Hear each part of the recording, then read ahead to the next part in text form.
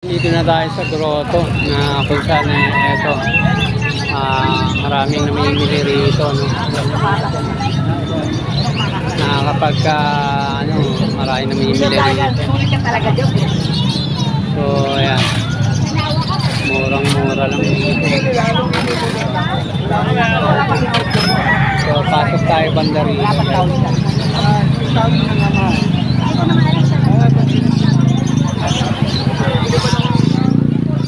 So ayan, sari-sari yun, no? Shoutout sa kaibigan natin. Ayan, maraming hayop dito, mga sari-sari, rabbit, kalapate.